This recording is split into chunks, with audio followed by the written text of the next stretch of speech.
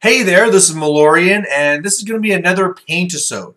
So what we're doing in this, again, for those, this is your first time, is a whole idea where I'm going to be doing painting, I'm going to be doing some yapping, and while I'm doing this, the idea of this is that it's going to give you something to listen to while you paint for yourself too. So pull out your paints, pull out your models, we'll do about an hour or so, yapping and painting, and we'll see where it all get. So for myself, I'm actually going to be painting some converted up trolls. And well, some are converted, one's unique.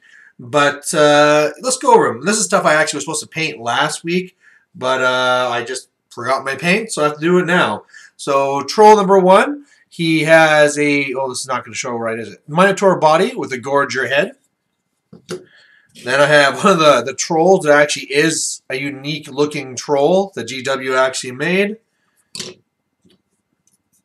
Another Minotaur body with gorger head. This really isn't showing up right. Gorger body with Krutok's head and Chaos Troll's sword. I think I like this guy the best. We have a regular star set troll that's set up with an ogre club instead of a rock on top. And then we have a Chaos Troll with a gorger head. The gorger head really fits well with this stuff. This went back where I want to convert actually a bunch of, these are supposed to be gorgers, because I was playing, was it Scrag, I think his name is, and with that one I was writing tons of gorgers, and so I actually converted these up to be them. When I traded away my ogre army, I figured, hey, I can use these guys as trolls. I just got to get around to painting them and getting them done. So, am I going to get all 6 done?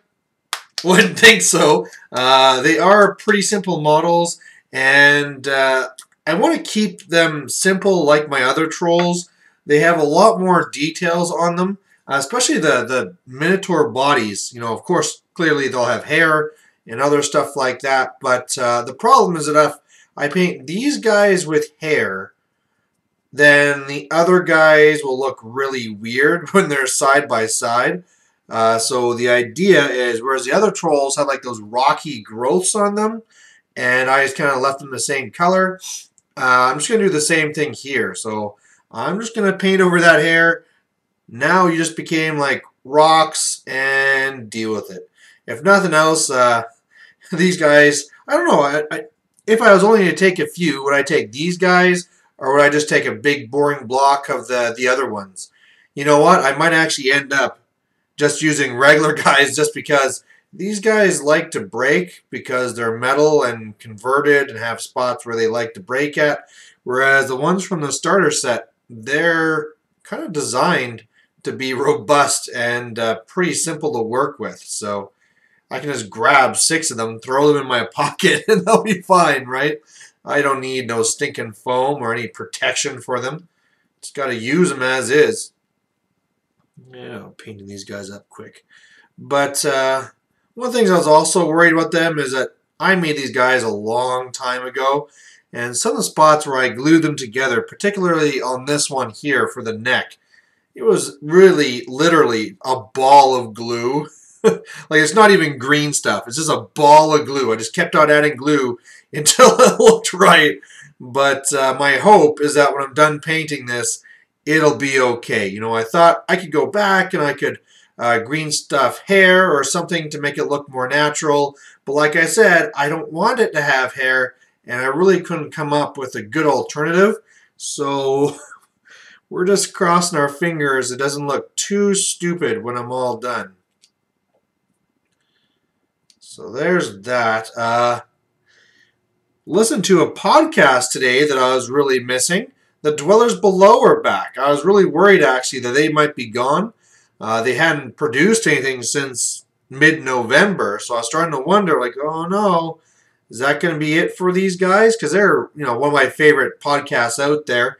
They're really funny, and they're always talking about Warhammer Fantasy, usually at a fairly competitive level, but they also joke around about other stuff too, right? Like, there's the one guy that runs like a horde of white lions, and that's going to be freaking hell to face.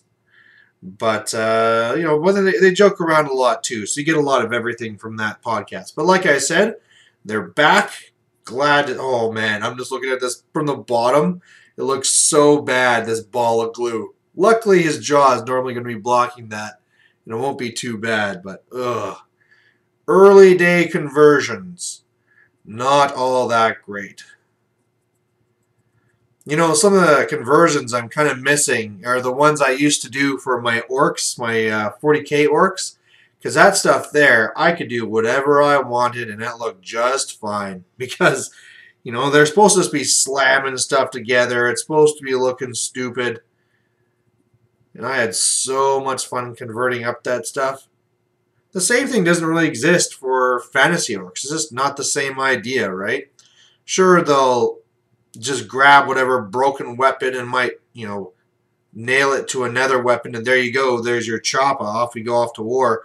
But it's not the same idea. It's more in the vehicles. You really saw that with the fantasy orcs, where it were just these scrap piles thrown together, and that's a vehicle, that's a bike, blah, blah, blah, off you go.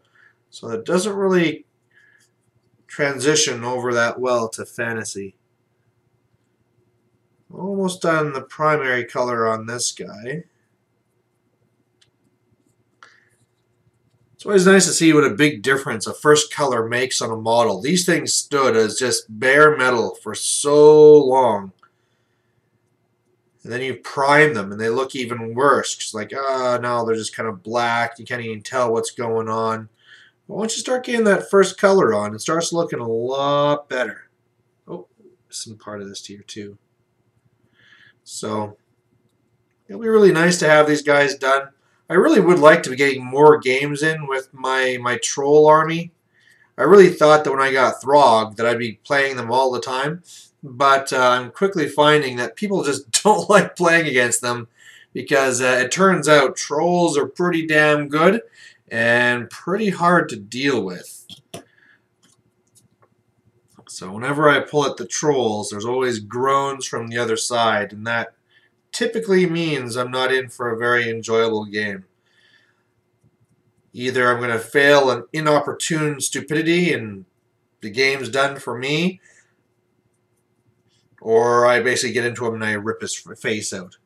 It was having a lot more fun where I was running the smaller units, you know, having either multiple blocks of 6 or having some larger units and then some blocks of 3 up there just as kind of mild redirectors and chaff and stuff like that. That was pretty nice. One of the main reasons why I kind of stopped doing that is more just because of the movement trays of what I have, right? I have movement trays set up for troll hordes, but not for the blocks of 6. You know, and I mainly have the blocks for the hordes for these guys because of my ogre army I used to have, right? The ogre army used to be 18 bulls, 18 bulls, 18 iron guts, and then some other whatever crap in there as well. And it was, oh man, that was a nasty list too, but really boring. It wasn't as nasty, you know, strictly speaking, trolls are just better than ogres. They just have better stats. It's just the way it is. And then for most part, cheaper there too. And yeah, they're just boring. Push up the horde, off you go. Just trying to get here within the fingers and all the stuff. This guy I like too. He basically has no neck whatsoever. But I'm kind of thinking no neck is a better way to go than ball of glue neck. That seems to be a little bit of a better option overall. So, one of the things I'm starting to talk more with is with Shimmer Gloom about the doubles tournament. Oh, I got some little flash still on this model. So I got it now. About the doubles tournament at Brawler Bash. So, whereas I had hoped that he'd want to just kind of go in it for crazy funsies and we can make whatever list. He definitely wants to go in it to win it with Orcs and Goblins. So, okay, that's cool. We can do that. That probably means that I'll be, if we are doing that, if I bring my Orcs and Goblins for the doubles tournament, I'm pretty much going to bring it for the main tournament too. You know, it really is hard to bring armies like that across. You guys made some suggestions last time that I should just kind of ship my army to Once Bitten beforehand. But I don't know if I want to trust that. I like having it a little bit closer on hand with me. Maybe I'll give it more thought and go that way, but there's no way I'm going to bring 2 armies. That's just not going to happen. So, I guess then, too, the army I'm going to use for the tournament will be highly biased by whatever I'm using in the doubles list, right? So if I have my Savage Orc Biggins in the doubles, well, guess what? They're going to be in my main list for Brawlers, too, because I could have a few units that are different and try and pack that way, but for the most part, it's going to have to be pretty much the same basic loadout. Otherwise, yeah, I'm going to have to bring lots of stuff.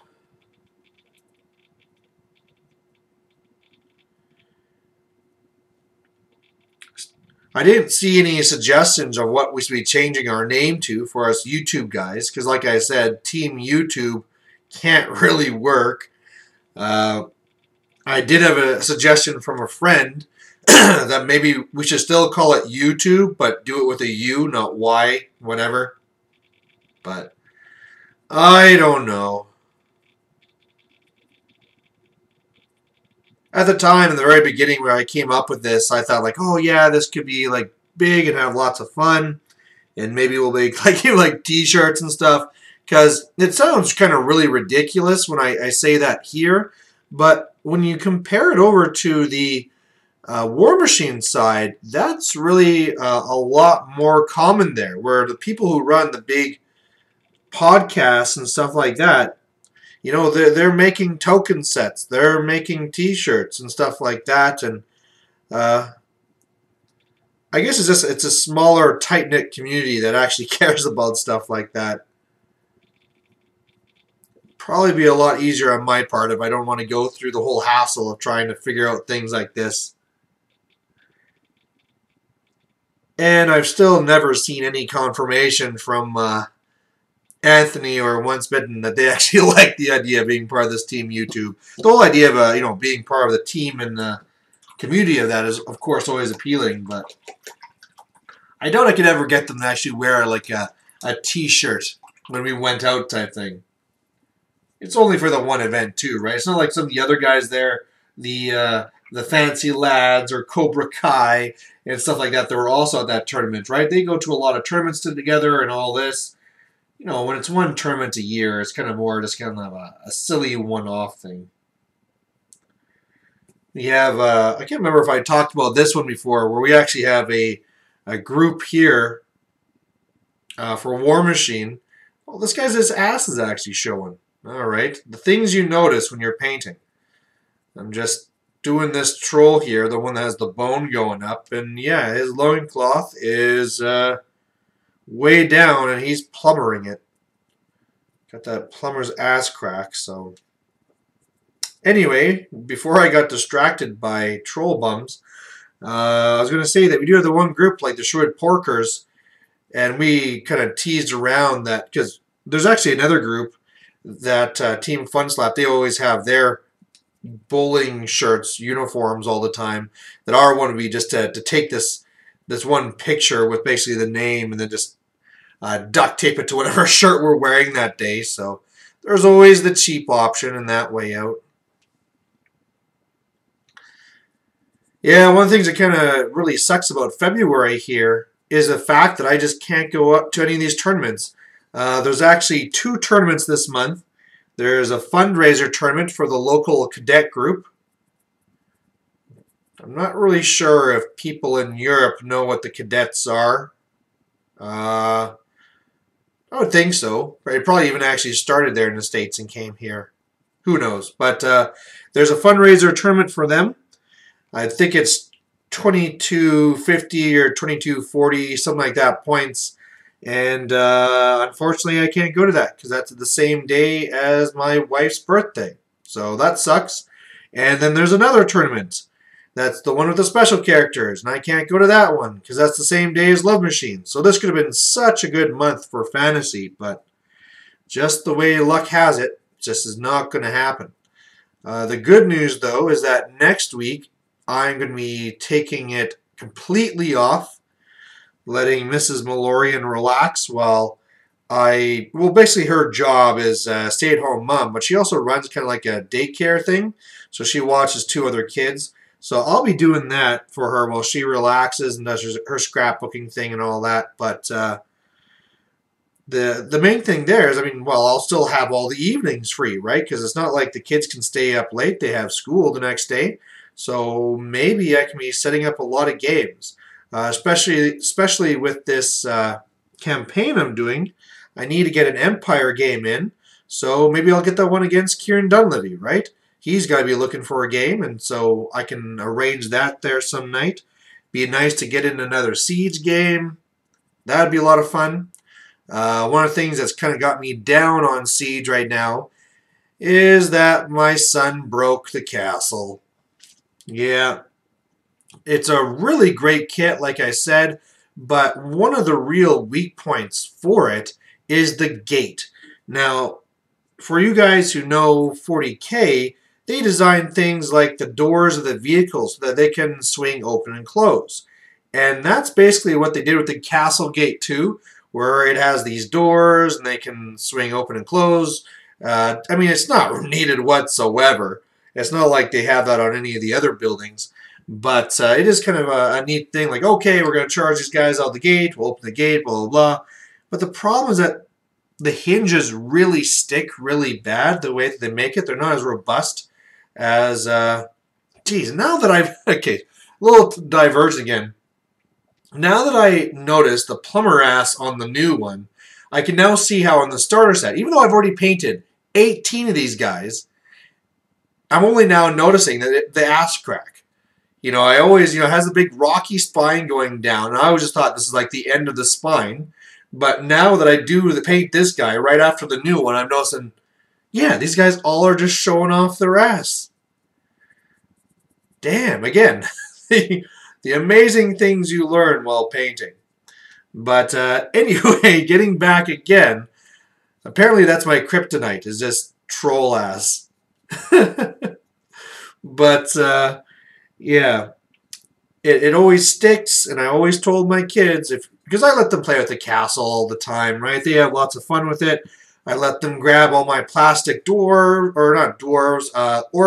I just have like a bucket that has like 100 of the shield orcs in it. So they just have that, and they have it attacking the castle, and they put some of their other like superheroes in there and stuff like that. And I always tell them, just whatever you do, leave the gate closed because it's going to break, and then I cannot fix it. Once that breaks, it's done. And he twisted it, it broke, and it's one of these things where, I mean, there's a rod that kind of slides in between, so unless I was like to rip the entire castle apart, I can't fix it. I just can't. So what I'm going to have to do now is glue the doors closed, and that's too bad, but, you know, to be honest, it was probably for the better anyway. Just get it done and over with, knowing it's going to break eventually, so let's just have it broken now, and we'll glue it closed, and there you go. But anyway, yeah, I would love to get another Siege game. Still have to try that Triumph and Treachery, but I mean, one of the things is I have a week off, but I'm only going to be able to arrange so many games. I've been bugging Borgnine to play with his Skaven and play against me again, but despite my best efforts, he just has no inspiration to do fantasy whatsoever. He is very solidly in the War Machine camp, and anyway, that's fine. I like War Machine. I just wish he'd do some fantasy on the side too, but no, he just has no interest in it. And I'm always worried that one of these days I'll come over to his place and, hey, where's your Skaven? Oh, you know, I sold them. No, okay. So that happened before. I painted up his entire Grey Knight army for him. He paid me to paint his Grey Knights, which was kind of, you know, it's more because it got done for cheap. I'm not a good painter, but because of that, I had cheap prices. I used to have these ridiculously low set prices where I'd paint armies for people because, hey, while I'm up here in Fort Mac, I might as well paint things to a tabletop standard for people, right, and make some extra money. But I mean, it's completely not wasting my time. But it's way cheaper than if you send it off to somewhere else, like the Blue Table Gaming or something like that. I mean, clearly their painting is going to be way better than mine. But anyway, I painted up this army for him, and all of a sudden I realized, where'd it go? Oh, I sold it. Oh, because we actually had a deal before that if you're ever going to sell this, let me have first dibs because I painted it and I have that kind of a connection to it, and I'd like to have it. Now that I got out of 40K, I'm not so sad that that happened, but...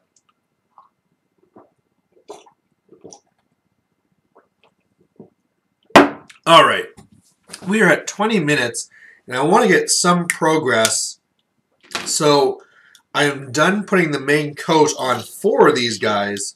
I'm going to leave the other 2 for another day.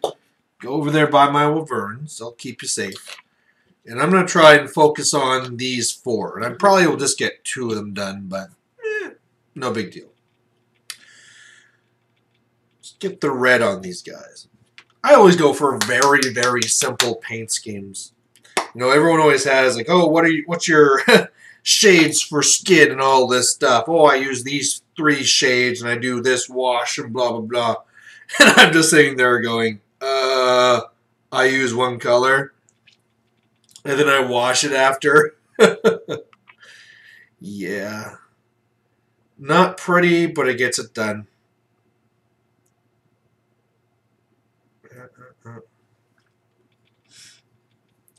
Johnny Crass put out a bunch of stuff I saw there either, late yesterday or today. Talking a lot about Malifaux, so looking like we might have lost him to that.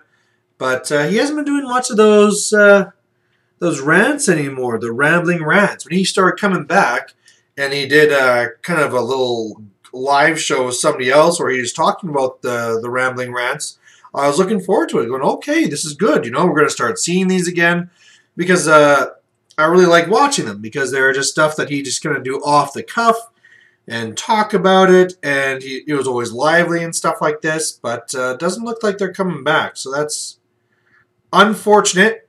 Johnny Crass, if you're watching this, do it. Get it done.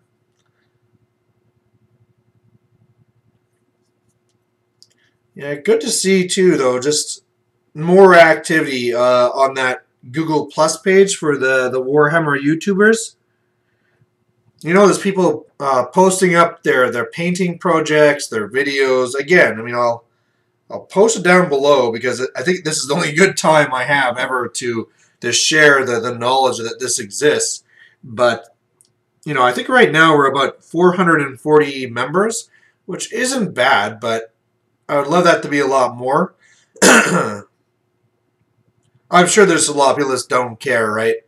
They come onto YouTube, they want to watch either the battle report on the army they play, or they want to watch a little quick Tactica or book coverage of their army, or something like that, and then they're done, right? They don't really care past that, so I really understand that.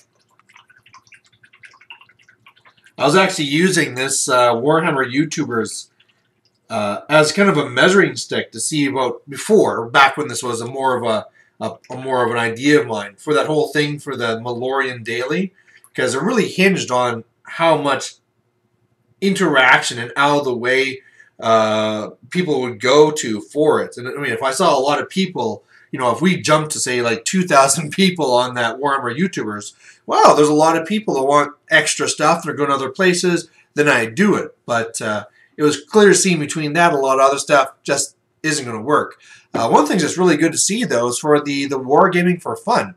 They're still going strong. I think they've been running their site for, I don't know, a few months now, and it's looking pretty good. It also looks, too, like they're having a lot more videos that they put on their channel, and then they do all their stuff there as well, so that's good to see.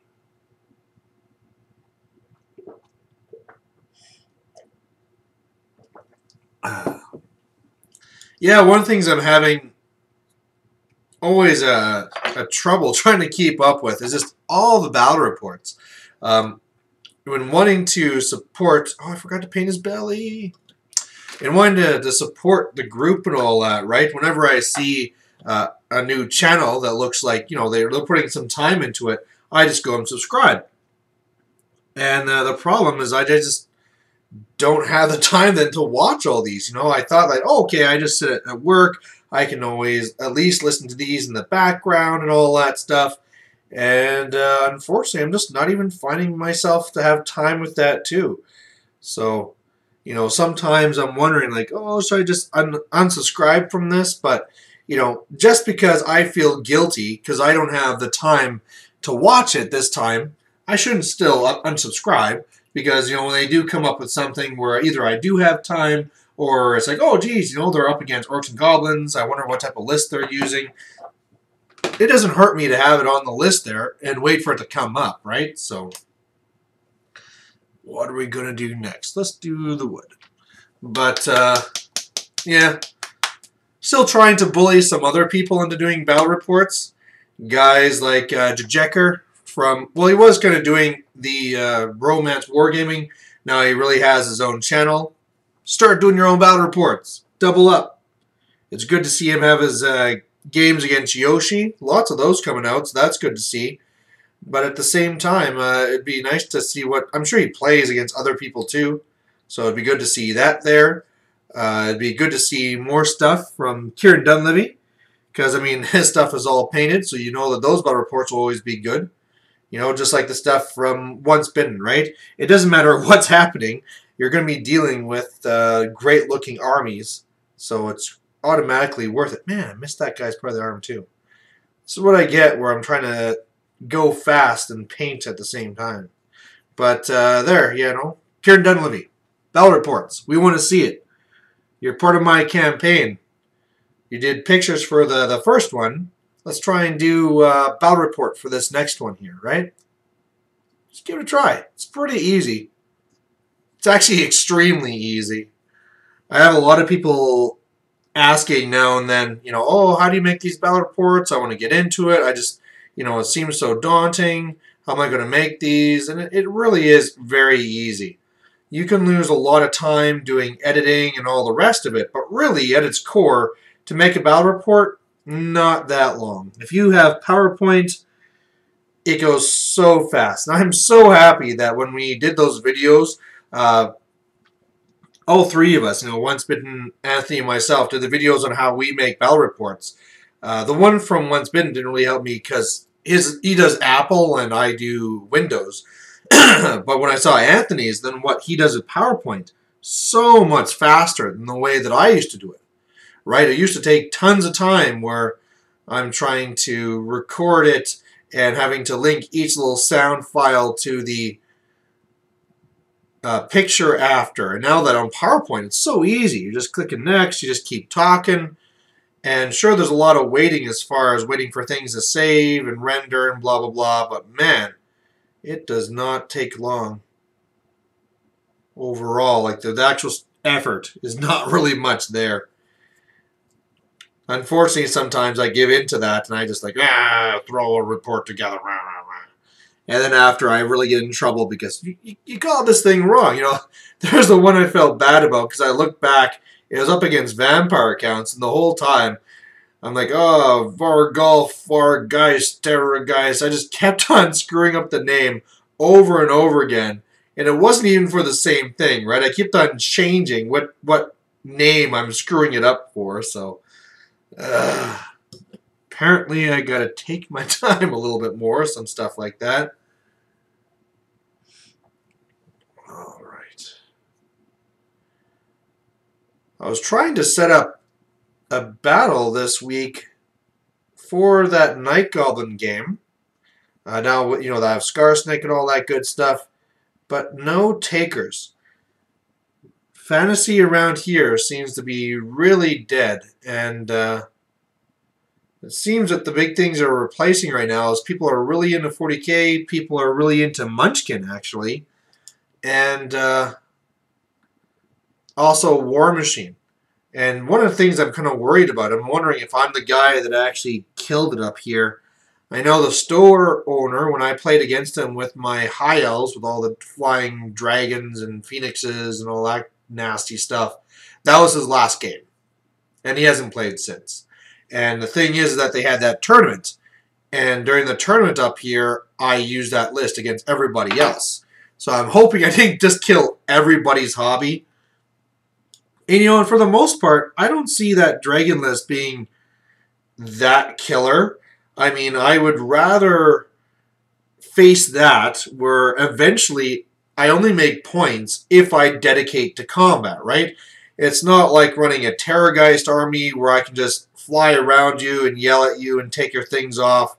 It's not, say, like the fast cav armies that run around and shoot you and don't give you anything. It's not like the Demon Prince where I just, you know, if you have your one chance to shoot me, and if you don't, boom, you're dead. And I'm saying Purple Sun's down your line, you know, all that stuff. You know, my stuff eventually has to go into combat. So I really thought that would mean that people wouldn't have that much of an issue with it, but apparently it's worse than I thought. And so that's part of the problem here too, where actually when I was posting up trying to get a game this week, I brought my dwarves and I said, hey, you know, who wants to have a friendly game? And I was just going to take a list with a whole bunch of weak stuff. You know, maybe just take one cannon, one grudge thrower with no runes, a bolt thrower, the flame cannon, and then just take a whole bunch of little blocks of guys, right? 20 of this, 20 of that, 20 of this, and make it more 7th edition type of dwarf army. But no takers. Even when I messaged them individually saying, hey, you want a game? Nothing. So that's not a good sign. Luckily in Edmonton, it is a very strong group, and so I'm there for the week.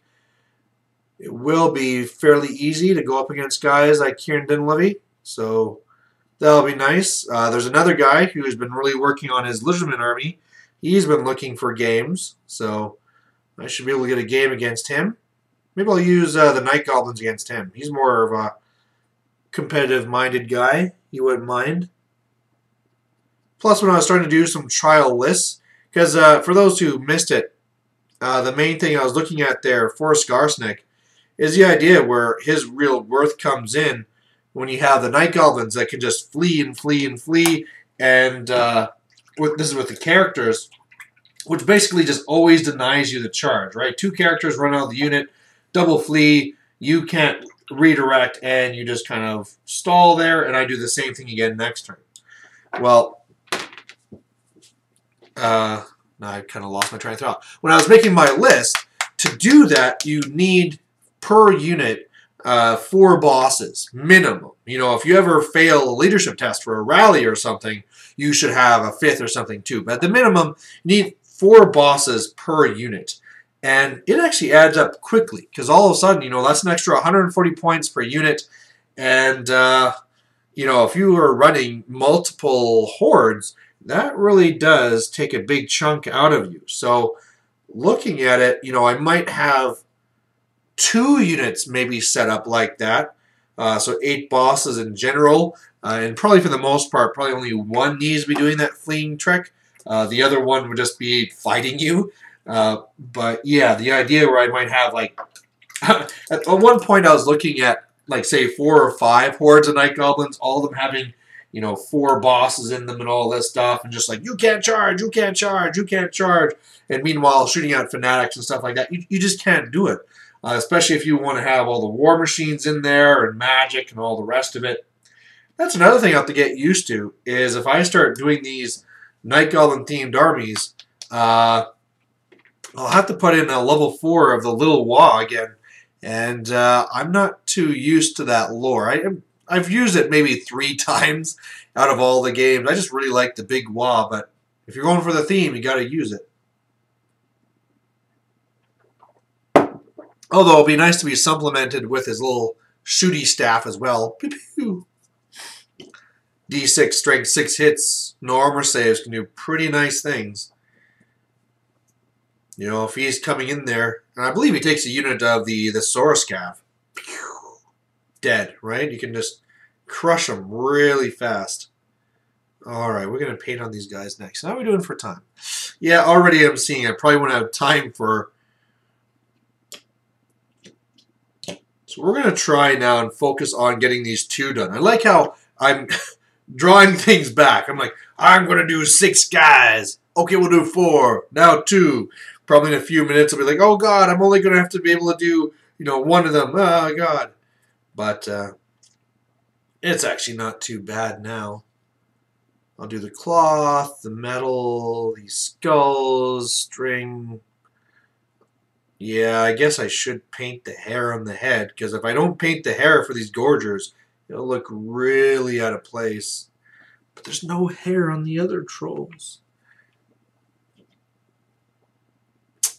Painting issues and consistency. That's the problem with this mixing. But oh, whatever.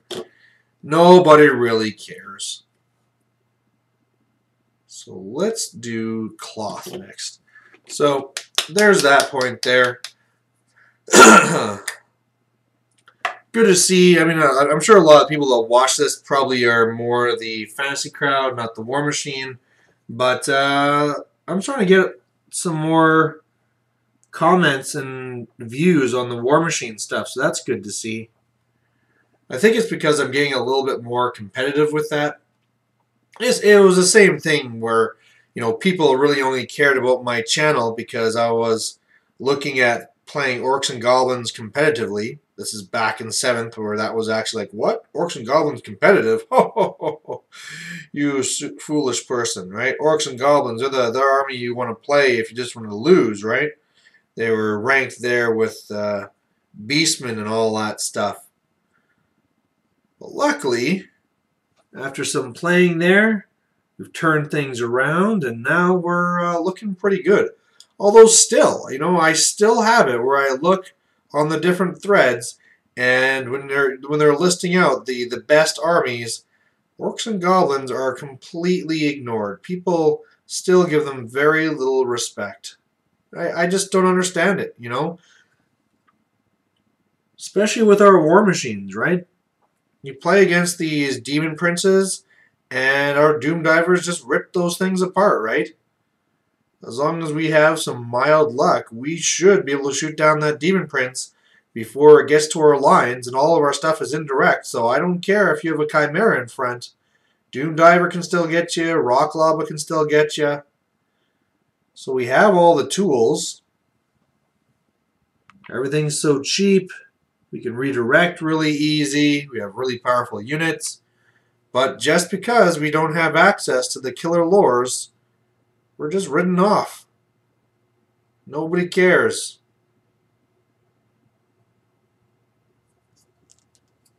But, oh well. Maybe with that in mind, maybe I should be focusing on them more anyway. I think it was last time I was talking about the different armies I have, and how I could always sell that squeak herd to get another army if I wanted, and all this other stuff. But you know what? If nothing, now looking at it, I might be wanting to get rid of some of this stuff. When I heard that Once Bitten was getting into Tomb Kings, which I don't know if that's even still his plan, because I haven't heard or seen anything on that since. The first thing that came to mind is like, oh, I should just, trade or give my Tomb Kings to Once Bitten, because I just lost interest in mine. More just, not because like, oh, these guys aren't powerful enough for me, I want to be kicking in teeth. It was just more ways that I'm just not liking the play style that it's going for me, right? I know other guys like that Yoshi from the Bromance Wargaming, and others too. They do really well with the magic-based Tomb Kings, but I just kept on trying to do it with the mixed units, and that's kind of more just goofing around. That failed, and it only ever started winning games when I started taking the big hordes and stuff, right? So, or not big hordes. What am I thinking about? When I started taking, oh, this is not going to work. That fur has to be a different color. Crud. When I started taking a bunch of monsters, right? I'll just take 3 of the War Sphinx, and then I'll start throwing in some Bone Giants, or whatever they call them now. It just wasn't fun overall. They're all so slow. So if I really want to play a monster list, I actually really have fun running my high elves with all the flying dragons and phoenixes and off we go. You know, but the little slow phoenixes, you know, it's cool to be toughness 8, but you know, that's always, it makes you frustrated too, right? Where, you know, you feel like I'm toughness 8, I'm invincible, but they get wounded on 6s just like my dragons. But unlike the dragons and the phoenixes, they don't have any armor save. They don't have any ward save, right? So it always seems like such a kick in the nuts when those 6s come up and then all of a sudden they're crumbling and whatever. So let's draw on that fur. Is this the right one? Nope. We don't have metal fur. That just would not make any sense. So there's that. Yeah, one of the things I thought I'd be doing during these two is maybe doing more callouts to some of the other channels that I saw slowing down. But actually, it seems like most of the channels that are slowing down on their production are War Machine channels.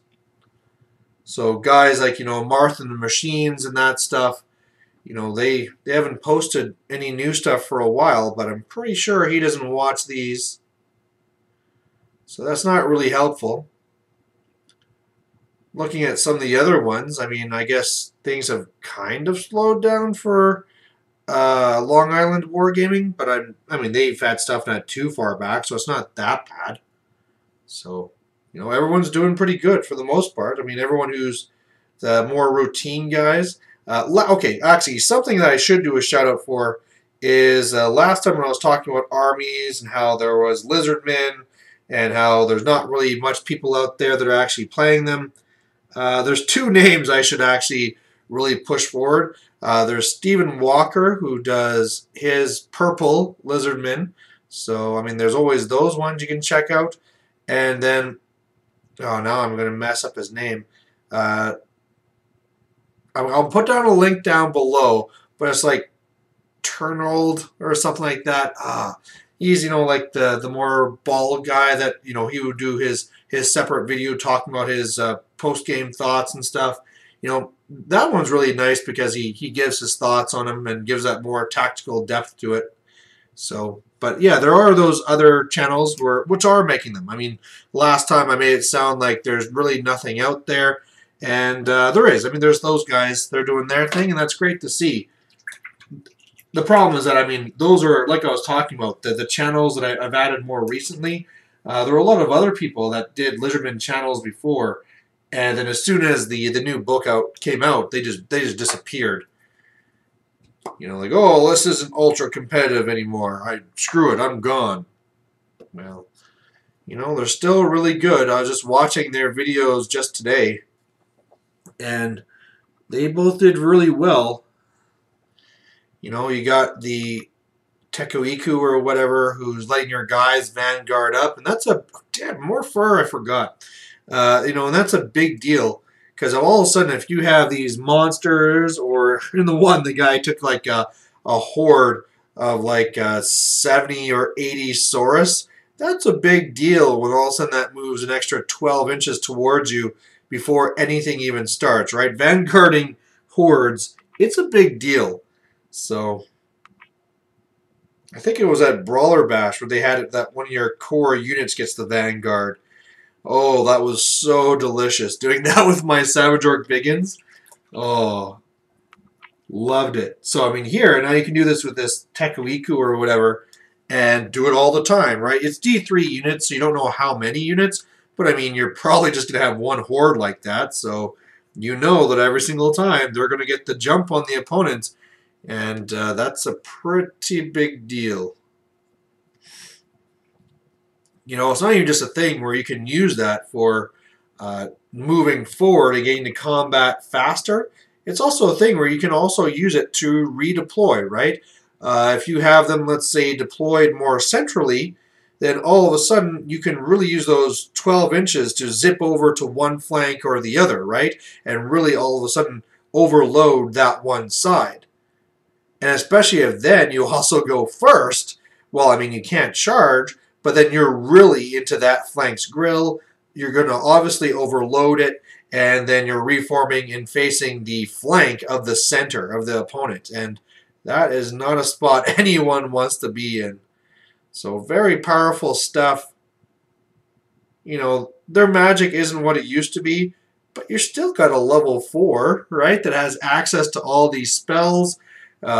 If you go with the high lore, you can always do the fun thing like I did, where I'll start with the high lore, and then I'll just forget whatever I want and get death spells, so that when you're getting then close in the later stages of the game, that's perfect. And then you have all the death magic, and you're dead. So, you know, unfortunately, it still seems a real reason why you probably don't see them much is just that answer to Demon Princes. I just... If I could just go and say one unit would be taken out of the game, it would be the Demon Prince. I think it's done the most to harm Warhammer than anything else in the game right now. I know some people have said that Witch Elves come close, but I don't see that.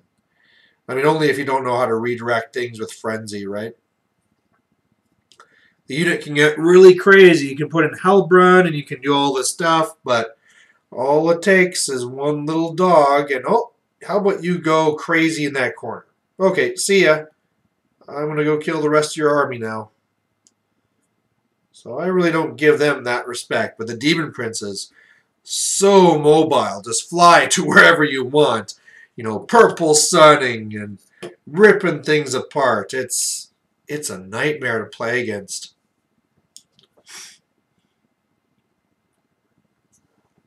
I've taken the Demon Prince a couple of times with my troll army. I don't think I ever take him with magic. He's pretty, I mean, just as a Demon Prince, he's really, really good. Fly up, get into combat, win. I've actually, that's one prediction I had that I'm surprised didn't come true. I really expected, I mean, first you saw the Demon Princes hiding behind their chimeras and all that stuff and all the chariot armies and all the rest of it, but I keep on waiting to see more trolls. But they just aren't coming. You know, there's the odd person that runs some trolls there, but, you know, they're the best core. I don't know why you aren't seeing trolls in every single Warriors of Chaos army, pretty much. They're that good. You know, especially when you got Throg in there, who, even if Throg didn't make Trolls core, he's worth taking. And then all of a sudden you got the Trolls for core. They're the perfect thing to hide behind with your Demon Prince as you're moving up. I don't know. They just aren't very popular.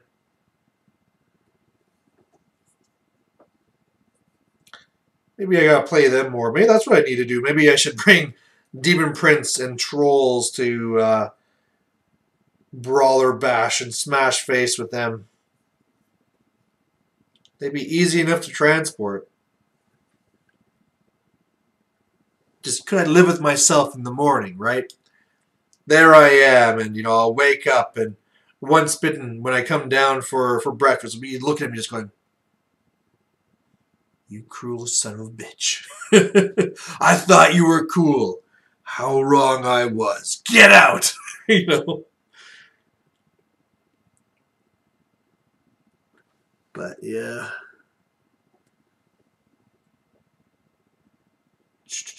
Seeing some more games being played with the Triumph and Treachery, I'm actually starting to have my doubts about that system. I mean, already it seems like it's pretty crazy, and then a lot of people aren't even playing it with the cards. You know, I saw that when Bromance Wargaming did it, they didn't use the cards. Some of the local guys, when they play it, they don't go with the cards. So if anyone out there has actually played it, let me know what you think about that. Is it better without the cards? Just basically using it for scenarios and setup and, you know, forget all the rest of those other systems? I don't know. But then again, I guess if you are going to do Triumph and Treachery, you're not doing that to be competitive, right? You're not going to see that stuff in tournaments. It's more because you got a group of guys and want to have some fun. All right, that's done. Ow! That's the problem with these guys with spears. They like to stab your hand. But there is that. How are we doing for time? 10 minutes! I refuse to bring it down to one guy. We are going to keep on going. Man, but I still have to do all the little details. Stop complaining, Brian. Get it done. One of my things I was kind of worried about when I set this up is I haven't done this painting for a little bit here. I was always worried that I might start doing the video, start painting, and realize too late that I'm missing, or a paint is dried up or something like that. And make for a kind of a sudden abrupt end to the video. Alright, and now we are going to done. Thanks for watching, guys. Done. I have no silver. See ya. Luckily, everything was here. Everything was good.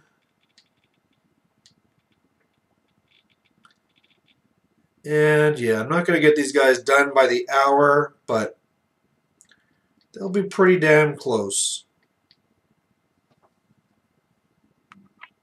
I guess the real difference between these guys and the starter set ones is they actually have details on them. The other guys I did so fast. When I did those 18 starter set trolls, oh, so fast. Because they have very few things on them, right? The odd bone here. You know, I don't even paint the... They come with those specialized bases. I just throw grass on top of them. I didn't ever paint those, so... yeah, I'm good.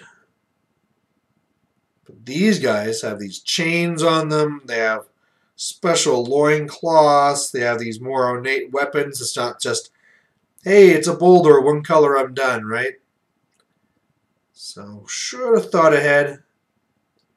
Still really hoping to get these guys done this week, though. Oh, no. Mr. Ball of Glue Neck. The ball of glue kind of covers the chains that go around to hold up his loincloth. So I'm going to have to just like dab on circlets. That's going to look horrendous. Oh, man. It's going to look so bad. Oh, Brian. Oh, Malorian, for those who aren't following along.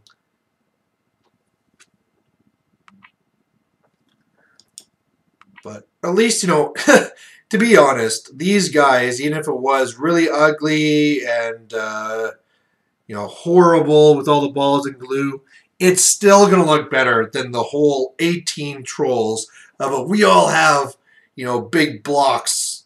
We're all going to crush you. You know, it's kind of unique the first time people saw it because nobody ever saw a horde of trolls before. But I'm sure now it's more like, ugh, they're so boring. They're all the same. I want to talk about dwarves.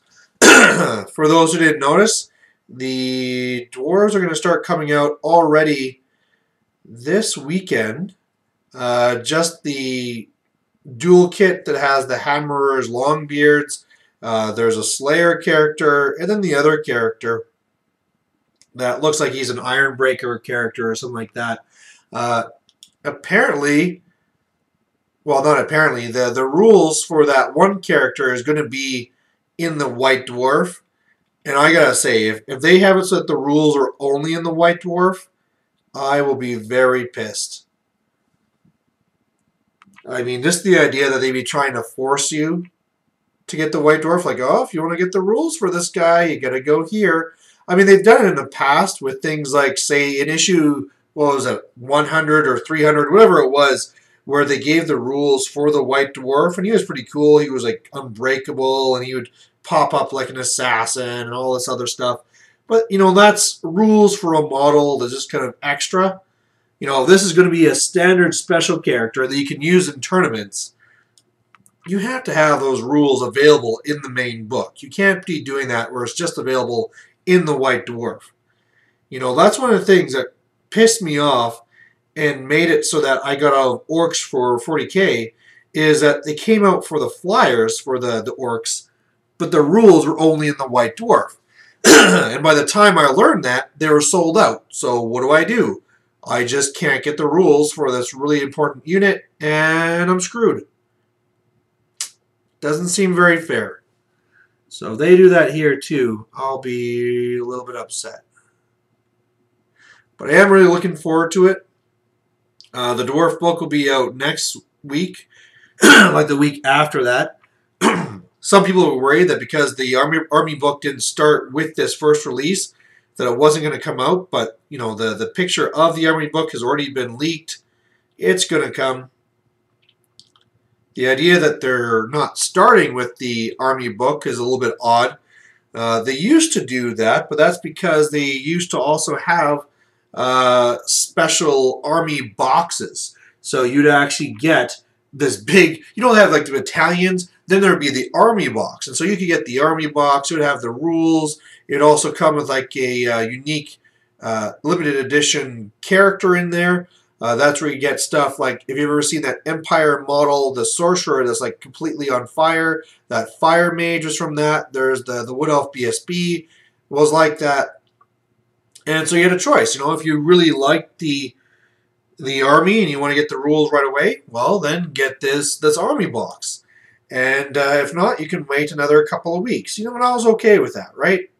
To me, I have no reason that I'd be giving any guff to Games Workshop for doing that. But I don't really understand the real point of not starting the first release with the army book if you're not going to be doing that. I mean, right now, hammerers, like the new hammerers look great. I know some people don't like them. I do. But the problem is that not a lot of people are using them because for the points, you just take regular warriors with great weapons. You know, they're a lot cheaper. Sure, you're one less weapon skill, but you're still weapon skill 4. Sure, you're one less strength, but you're still strength 5. And you're not stubborn, but hey, you shouldn't be losing or you should be steadfast anyway. So it doesn't really matter. You might as well save all those points and put it into another war machine or something. But apparently with the new book, they're going to be having 2 attacks. And that's huge. You know, all of a sudden, hammers with 2 attacks, they are going to be wrecking face. And especially for anything that's elite. So if you had the rules first, okay, well then people will go and they'll know hammers are good and they'll buy them up. But right now, because there's no book to look at, nobody knows. And it's really a question of who's going to take that risk of like, well, they're rumored to be better. You know, should I go and get them anyway? For my part, I only have 20 hammerers, so I'm going to be picking up another 20 new ones. So I'll have a horde anyway. But yeah, for the most part, I just don't know why they don't have the book out at the same time. Somebody else was talking about how maybe they just want to keep things more exciting, right? Instead of just one big and everything comes out at once, they space things out and they make it so every week it's like, oh, now there's this, now there's this. And so it kind of, you know, keeps up the excitement rather than just a one-time thing. But I don't know. It's still going to be, if you're a dwarf player, you just are going to be going in there to get your stuff anyway. So it's not that big of a change. If you're going to be a new dwarf player, like let's say if you're a person who's going to be a bandwagon type guy, they probably want to get all their stuff at once. I mean, a good comparison is in War Machine, they have this new faction they just come out this last year. And the problem is that they're just not very competitive right now because they don't have all their units out. You know, so whereas people really like the models and you'd have a lot more people that would have jumped on the bandwagon because everything's not available, they hold off. And you'd have exactly the same thing then with the dwarves here, right? They would love to go and start them up and like, oh, okay, these guys look cool, let's do it. But it's not here. So maybe their idea is to help shipping, right? Instead of having to ship everything at once, they can just do it in bits, right? I don't know. I'm not part of GW management. Even though sometimes people claim that, oh, you're always so pro GW. I bet you're like a GW employee or something like that. No, I'm not. I've never worked for GW. It could never, on a GW pay, unless I was up there and I was like a developer or something, how would I afford my mortgage, right? You just can't live off that stuff. But we are now past the hour. Unfortunately, I still have a good amount of stuff to do. Not a good amount of stuff. Once I do the white here and do the teeth and claws and blah, blah, blah, we'll be pretty much done. So I'm going to finish these two before I stop. I don't know how long it's going to take, but we're going to do it. So this is bonus round. You know, whatever painting you planned on doing, good news, you're going to get a little bit more done. And as always, you know, I want to hear, you know, let me know that this was helpful and let me know what you painted, right? I always like hearing that, oh yeah, I painted this and I painted that, because, you know, not only does it make me feel like these were worthwhile and you guys are getting something from it, I'm also interested, you know, just how much people can get done in an hour of time, right? For me, I'm just going to, well, if I would have done the other work on these guys, I would probably finish these 2 trolls in an hour. But other guys are, you know, I did this, and I did that, and I just like seeing that stuff.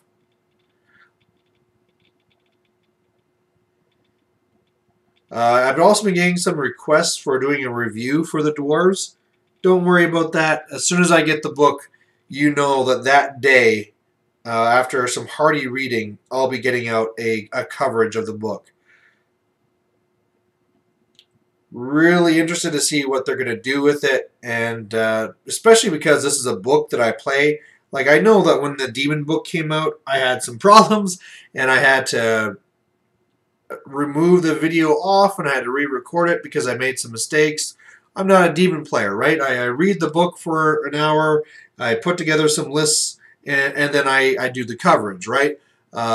With Dwarves, you know, I know Dwarves fairly well, their play style, so once I read that book through and through, I'll be ready to do that report, that coverage. And it'll be interesting. You know, I'm wondering what they'll do for Magic. I actually had this, I hope I didn't talk about this before, but I had this idea that what if they did Dwarf Magic like this? Instead of having it so like, oh, I get tons of extra Dispel dice and all these extra runes and blah, blah, blah. What if it's just that on a 2+, if you cast a spell on me, it's negated. So if you cast Purple Sun on me or Dwellers Below or something like that, I guess not Purple Sun because you don't target a unit, I don't think. But either way, if it was something more like Soul Blight, you target one of my units, 2+. Didn't work. You know, but if you ever try casting on something on yourself, say you're putting on Earth Blood or Flesh to Stone or something like that, I can't stop it. I have no dice. Or maybe I would have dice that I could use for Remains in Play. That seems fair. But pretty much at that point, as long as you can make casting level, all you're caring about is miscast at that point. And I think that would be fair, right? Because dwarves aren't supposed to believe in magic. You know, I really don't want to see us having magic users like the Chaos Dwarves. Maybe possibly just because I hate Chaos Dwarves as a stubborn little thing there. But I just don't want to see us getting like the dwarf lore and all that stuff. And no, no, no. I'd rather just a simple system like that where, let's see, how do you even do it on Remains in Play? Maybe Remains in Play for your guys would be fine, but if it's Remains on Play on my guys, yeah, I guess it would really come down to that 2+, and it's covered there. So you don't need to even generate dice. And it's just, that's it. We have no Winds of Magic. We're dwarves. And it's that simple. Move on to the next phase of the game. You know, I'd like to see something like that. I guess the question is then, what would be the point of a Rune Priest or a Rune Lord if that was the case? You could have it so that, oh, okay, how about this? Here's an easy one. Instead of starting off and saying any magic on us is negated on a 2+, what if it's negated on a 4+? And then if you have a Rune Priest in the unit, it's negated on a 3+, and if you have a Rune Lord in the unit, it's negated on a 2+. That seems fair. Actually, it might be not fair for the dwarves, because if you're not having this chance to stop stuff, all these things going off half the time could be killer. But, you know, it just, that's the type of system I want. Something that's straightforward and easy and at least makes somewhat sense. Oh, I forgot this guy has a beard for some silly reason. Oh, like half of his face. It's like he has a strip. Just like, this is my beard. This is all I'm going to have. Stupid. Oh, well. Do you have any other bones going through your skin and stuff? Yeah, of course you do. I don't understand why they felt that if you're one of these primitive people, you like taking teeth and ramming them through your skin.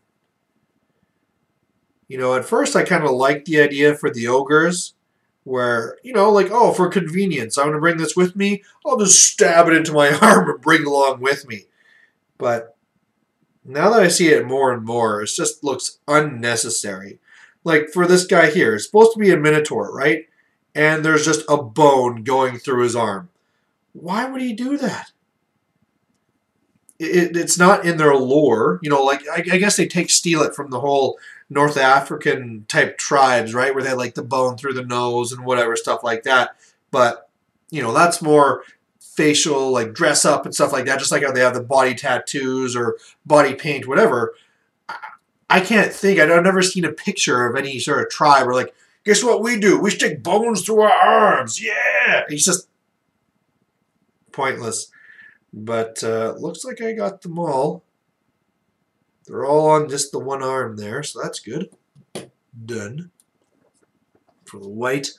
But yeah, and again, for the war machines, definitely you're going to see the organ gun not hitting automatically anymore. I'm going to miss that so much. That was so nice. Oh, you're some chameleons in a building? Whatever. You're all dead. Right? But it definitely is something that should not be. I don't know how they're going to change it.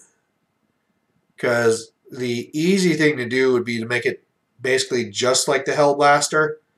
But you don't want armies having exactly the same stuff. So it's got to do something different. What the hell is that? Oh, that's a bone. Yeah, there's another one. You know, I can see sticking a bone through the arm here because it's like, you know, it's out of the way. It's not going to bother you. This has a bone through the arm here. You know, that's literally just going to impede you. Why would you do that?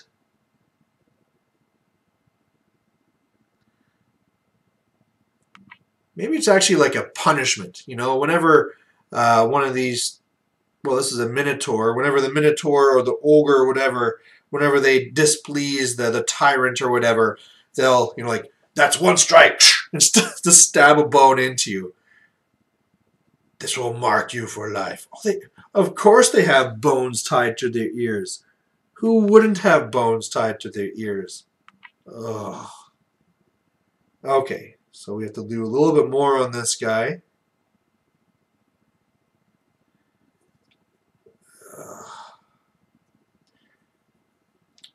Looks like the way I glued this on, he actually has like a bone necktie. So we'll put that on. Oh, that looks bad. I really wish I didn't have to glue in this bone stuff. Then I didn't see that. Now I'm going to see that every time. Ugh, that's horrendous. That is just ugly. There's no way around it because it's there. Now that I have the stuff beside it being white, if I didn't do that, it would really just show off as, hey, look what you missed. Oh, well. Other stuff, interested to see what they're going to do with the squadrons of the gyrocopters. Interested to see how they're going to change the miners. You know, before they had it where they actually popped out of the ground like the Skaven guys. So who knows if they'll go back to something like that. Who knows if maybe miners will just go to core. I don't know. That'd make for a lot more interesting armies, that's for sure. Armies almost completely of miners, and they're just all over the place. Anvil's going to have to change, too. I mean, clearly, I don't know. I mean, especially if we go with that idea that I went where it's not going to add to the dispel dice anymore, so that part will be gone. The whole idea of having a Rune Lord on it might then be pointless because who cares if he's making that thing more immune to magic? I mean, it's going to have something that's going to really help you, but I just don't know what would be fitting. Clearly, the ability to just hit the thing and get a charge is not conducive to what Warhammer is right now, so that's going to have to be changed and taken out. But it needs to have something else, right? You know, maybe instead it'll make a unit stubborn, right? That's not so bad. You know, you can still have the whole ancient thing, so you could be doing it. So instead of a 2+ and on a 1 it has a misfire. Do the ancient rune. I mean, that whole system has, I don't see a problem with that. But, you know, instead of, you could have the movement, so you get some extra movement there. You could have another one where, like I said, they get stubborn. The one where they're like immune to fear and terror and stuff like that. That really doesn't do anything anymore. Saying just being immune to psych could be nice, because that'll get you out of a lot of the shenanigans you're seeing with some of the vampires and stuff like that. So that could be okay. But maybe another one too where you get a ward save, right? That could be cool, or your armor save goes up by 1. That could be alright. Alright, let's go put in your bone earrings. Are these different? It's been so long. Nope, that's the same head. Oh, I see. Your bone earring just kind of worked with the bone necktie. Great. Anyway, so yeah, just really excited to see what they do with it. And of course, as soon as that comes out, as long as it's not stupid, I'll probably be playing it quite a bit. Testing out some different builds. Plus, I'm sure people will want to see it. So, that should be fun. Alright, I think I just need to draw on now their hair on the tops of their heads, which I really wish I could avoid, but it's really, really obvious, so I can't really get around it. Have to do it. We'll go black hair, of course. Because for some reason, for my orcs and goblins, I've always decided they have black hair. I guess they usually do in the books, too. I don't know. They don't really actually show hair on them. And when they do, it's like a tuft coming out and it's some crazy color, which is probably dyed or something, right? So, who knows? But also looking forward to Ironbreakers. You know, the idea is there is that with some rune, they actually get to a 2+ save. So it'll be cool to have 2+ save infantry again. I can't remember now whether they're getting a new kit. I actually thought they were supposed to be getting a new kit alongside the Hammerers, and I thought that was going to be the dual kit, but from what I saw, that's not the case. So hopefully they still are getting a new kit, because I'm really not... The old kit isn't too bad. They are a little bit small, and they are a lot of bit monopose, so that's definitely an issue. But it'd be nice to have something a little bit newer. You know, I guess the question is, you know, even if they were to be getting that 2+ save, would you take them? Because now you're seeing a lot of stuff with a higher strength. You know, it's almost better just to not pay points on a unit that is based off armor and put the points as something more like hammers, right? I mean, either your Mournfangs can come in and smash me and get past my armor, or I can just say, well, I'm hammers. I have a 5+ armor and 2 strength 6 attacks. So you're going to kill guys with me, but I'm going to crush you right back. So, you know, maybe it doesn't even matter. People are still going to go with them.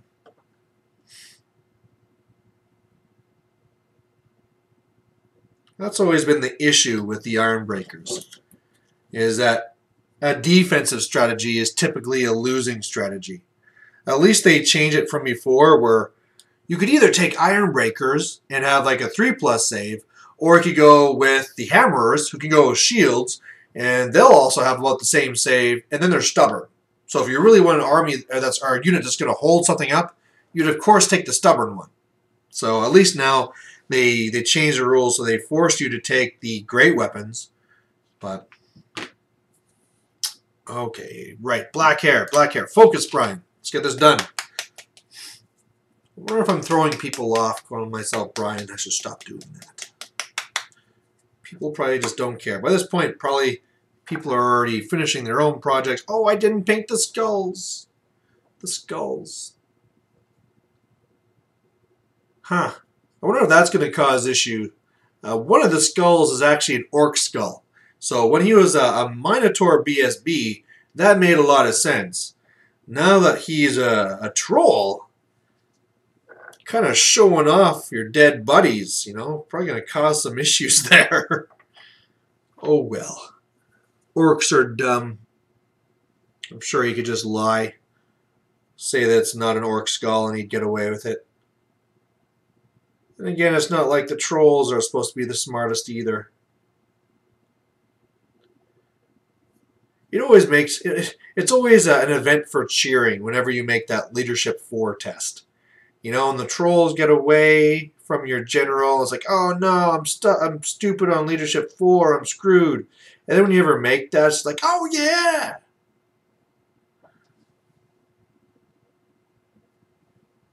But yeah, silly, stupid trolls.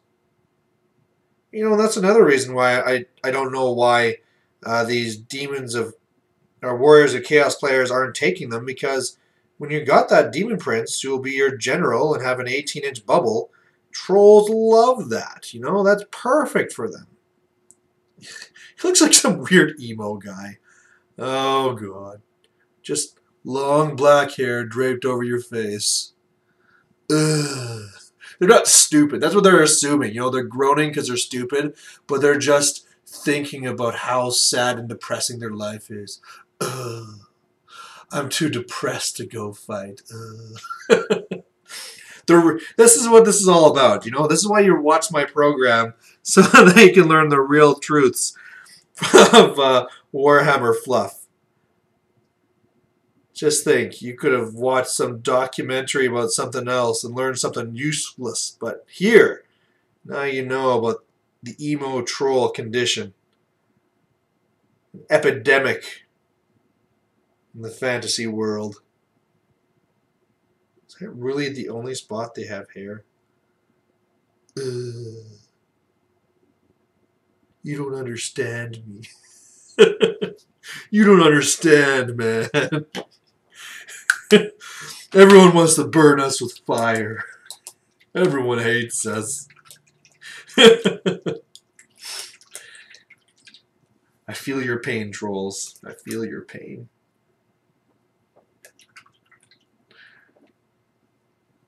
It'd be more fun if they started putting stupidity on more things. You know, it's one of those things that drives people crazy whenever you have that perfect plan, but then they get stupid. That's why I always love whenever I see the fungus forest. And I love seeing other people having to roll for that test. Maybe it's just the bastard in me. Like, aha, now it's going to happen to you. But, you know, I think I actually enjoy it, right? Like the idea when I have my wizarding hat on whatever character I throw it on, right?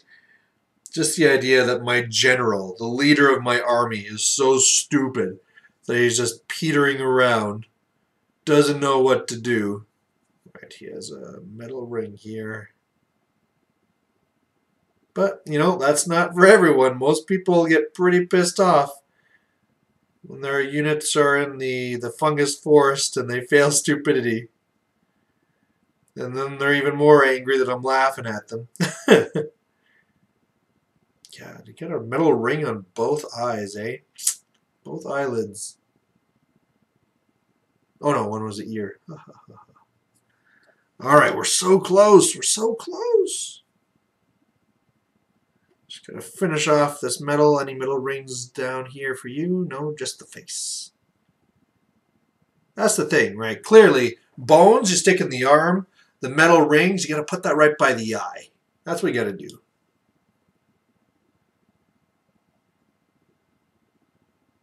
I wonder if that's, you know, whenever you see the characters and they have like a scar there on the eye type thing, you know, that probably isn't the whole thing where, you know, like there's a sword that went there and, you know, they just barely kept their eye and all this. You know, it's probably just snagged their eyebrow ring on something and ripped it out. Ah! And then when their buddies ask, like, man, what happened to your face? Oh, I was in this epic battle and he swung a sword and cut through here. But I killed him in the end, and now I have this scar to remember how I defeated my enemy. Isn't that your brow ring attached to the coat rack? No, that's somebody else's. This is fun. I need to do this with Borgnine. Just make fun of Warhammer. This is the type of thing I could see doing with Reef, right? If I ever did one show with Mr. Reef. Just making fun of Warhammer for an hour. There's so much there to make fun of. It's not even the stuff where it's like, oh, you know, this is broken, and GW this and GW that. You can just have fun with it.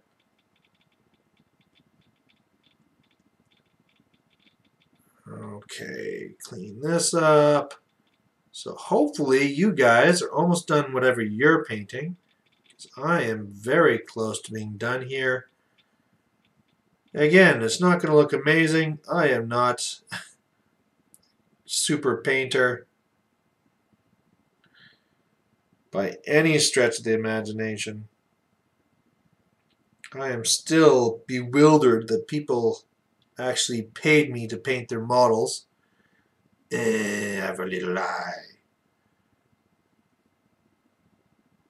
But at least they get done, because it's a lot better to see badly painted models on the board than it is to see bunches of silver or whatever, right? Oh, bone necktie. There's no way that could be my ball of glue, because glue doesn't solidify in a rod. But that's where the Minotaur head would be, and I don't understand why. Did I like clip that off from the other guy? Oh, bone neckties. No, maybe it wasn't good that I painted this guy. Now I'm always, whenever I take him out, I'll just, he's the bone necktie guy. Thought it was classy.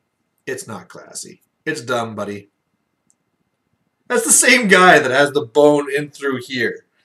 Ow! It hurts when I move, because I put bones in all my joints. Why? Why is this the current fashion? Alright, are we actually good other than the wash? I think we are. I think we're done these two emo trolls. It looks so bad. When I hold the model like this, you'll see pictures at the end. I'll take a picture and add it at the end. When I look at when I can't see it's a bone necktie, it's all right. It's all right. And then I make him flat because he's looking up, and it's just bone necktie. Look at it. Look at it. You want it, don't you? But you can't have it. It's mine. Oh, man. So horrible. Yeah, so for tournaments, I mean, it really sucks that I'm missing out on 2 fantasy tournaments here. I'm also going to be missing out on a War Machine tournament because on the day it was supposed to be, my buddy phoned me up and he wants to do like an all-day just board game playing. You know, we each have 2 kids, so we're gonna go and get babysitters. That's all lined up, and pretty much the whole day is just board games. Right? We have enough board games between ourselves that we'll just like do this one, then this one, then this one. You know, and just play like 6 or 8 board games over a day. You know, stop for lunch, stop for supper, and should be a lot of fun. I was playing Pandemic. I don't know if you guys know that game, but basically it's a game where you're actually not against each other. You're working with each other, and you're trying. I didn't draw the bones on the staff. Crap, so close. You're trying to work together to stop these diseases that are spreading across the world. And you all have these different roles, which give you these different abilities. But basically, there's lots of ways to lose, but only a slim way to win. And so you really have to work together. And so it's actually really amazing. She-Ra and He-Man, my kids, and no, that's not their real names. They're really good with board games. It actually amazes me what they can play. Like right now, my son can beat my wife, Mrs. Malorian, at chess. So that's, I don't know if it's sad for my wife or really good for my son, but there you have it. You know, other games like Small World, where you're supposed to be at least 8, and they're just 6 and 4, they can play that game no problem. So Epidemic said that it's supposed to be 13 to play. And I thought, well, you know, there's reading involved, but if I read the stuff for them, they'll be fine. So we tried playing that game, and it did not go well. I mean, like I said, it's a pretty hard game to win, even when it's easiest when everyone's working together. And the problem is, it's one of these things where it takes a while to see that you're actually making progress, because the disease will spread. You'll try and control it the best you can, and then it's going to re-spread. And so in an area that you thought that you had cleared out, all of a sudden there's an epidemic, and it's back there again. And so what that did is that my daughter just lost interest, right? It just looked like it was like, oh, it's the same thing again. I got rid of the disease. It came right back. And she kind of wandered off. So she wasn't really helping and was losing interest. My son, meanwhile, whereas my daughter was like, okay, I got to move here and get rid of these. And, oh, no, we got this over here. I got to try and fix this here. My son was like running away from the disease. I'm trying to explain, like, no, you have to go and take these things off. And he was just getting grumpy, like, no, I'm moving over here. Because once they got me to explain where on the map our house basically would be, I'm going home. Whatever. So apparently games for 13-year-olds are not good for 4- and 6-year-olds. Should not have been surprising, but hey, you know, this is the type of game we're going to play during that gaming night. And it's one of those things too, right, where even if you're a person who's really into War Machine or Warhammer or 40K or whatever, have it, you know, you got to get away and you got to do these other things, because if you do just the same game over and over and over, you're going to burn out, right? So go over, do some other stuff, come back to it, and you'll have a lot more fun. And I'm not done with the skulls because we have rope through the nose, so I still have to do that.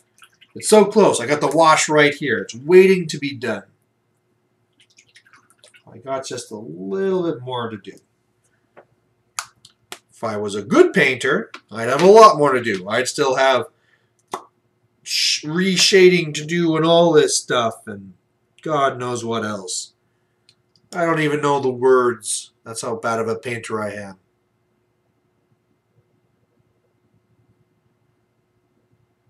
I tried once really doing the whole shading thing with a model where, you know, you got the top 25% is the lighter shade, the next 50% is the regular shade, bottom 25% is the darker shade, and you know, I went and I did that for one model because I was doing it for a buddy of mine, and he actually didn't like it. He's like, oh, thanks, it's not really in my colors, so never again.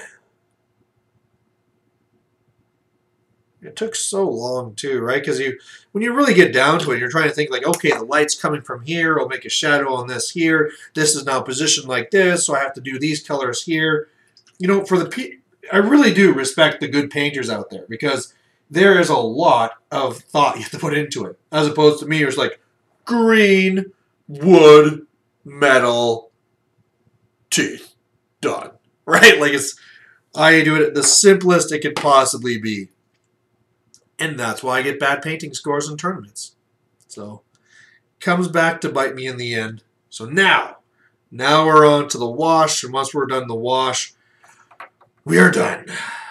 2 trolls out of the 6, out of the block of 18. So these guys, there's going to be a while. I only have, for those who don't remember, I already have 2 troll hordes, one being regular trolls, one being river trolls, and these are going to be the guys that are converted and different, because sure, the river trolls look really good because, you know, I got some of the old guys, all the new guys are in different poses, so they look good, but you always have to worry that taking them to a tournament, somebody's going to say, oh, those aren't trolls, those are river trolls. You're not doing what you see is what you get. So these guys here are going to be more of a unit that I'd use that, you know, when I'm doing my troll horde, I'll pull them out. They actually aren't all in the same pose, so they'll look better. And that's one of the things that, funny enough, is that you can get better painting scores by converting. Because it's more of a presentation point in the end, right? If somebody looks at your army and thinks it looks good, that's what really is going to get you the scores. Oh, I forgot the fingernails there. I always hate that when I'm doing the wash and then I realize I missed something. Because I got to wait for the wash to dry and then come back. And oh well, if I was just more careful. But that's what happens when you're painting and talking at the same time. I'm actually finding I'm getting more proficient at it. You know, the first time I tried painting and talking, I couldn't do it. It's just like I saw Once Bitten. He tried it once, and he just had to stop, right? Just like, I can't do this. I can't, because it's just trying to take your concentration away. But luckily, I've had a couple more times to practice this. Maybe I'm just getting better at talking bull. That's probably all it is. I'm not saying anything of any use to you. Just yapping about stupid stuff about my emo trolls. And that's why, I mean, at first, for a while there, I was actually thinking like, oh, maybe I could do this. You know, every Tuesday, the store is closed, so that's usually my big painting day. Why don't I do a Paintisode every single Tuesday? I don't think that'd work, because I'm just going to run out of stuff to talk about. You know, I can be good at BSing, but eventually there's just going to be nothing to talk about. I'll have to start turning this into like a current events Paintisode where I start talking about the news, right? Maybe that's what people like. They don't care. As long as they have something in general to listen to while they paint their models, and I put in the random actual hobby content. It's all good. Who cares? We're all just here to paint our models so that people don't laugh at them anymore. That's all it is. Talking about laughing at people, I had to chuckle at my wife. We're babysitting a snake while one of my friends are actually off in Burundi. Not friend, it's a cousin. But we have their corn snake right now. And what he did is he pooped, and then he started shedding. And so he looks kind of gross, and he's squirming around because he's trying to loosen up his skin, right? So he can shed it more properly. And, you know, my wife's like, ew, ew, everything's all a big mess, you know, and he stinks, and what is he doing? It's all gross. And I was like, it's fine, you know, just go in there, you got the scoop, you can, you know, scoop out the mess, and just leave him alone, right? It's not a big deal, he'll just do his thing. Doesn't affect you at all. And then he knocked over the water dish. It's like, well, that's no problem. Just reach in and change the water dish. I don't want to do that. She's so funny. You know, sometimes she's like the tomboy, and she's the one in there wanting to play football or whatever. And then all of a sudden she'll surprise you, and she's, you know, freaking out because there's a spider on the wall or whatever, right? All right, so that's done. Hopefully the wash around that fingernails is done so I can paint those. Yeah, it looks good enough. So we'll put on those fingernails and then we're good. The fingernails won't have a wash on top. But to be honest, it doesn't really matter. Because when you have a bow necktie, you can do whatever you want. 2. Now, of course, the dangerous thing here is that if this white finds itself to some of that wash, it'll just be like, white streaks. But it looks like I'm fine. Looks like I'm okay. So, there we had it. We painted 2 trolls. And after this, I'll keep on going because I really want to try to get these 6 done this week. But I don't want to be having this being a 3-hour video. So there you have it. Thanks for watching. Again, let me know what you painted during this time. And whatever other random comments or replies or whatever I talked about. And we'll talk to you later. Thanks for watching. Bye.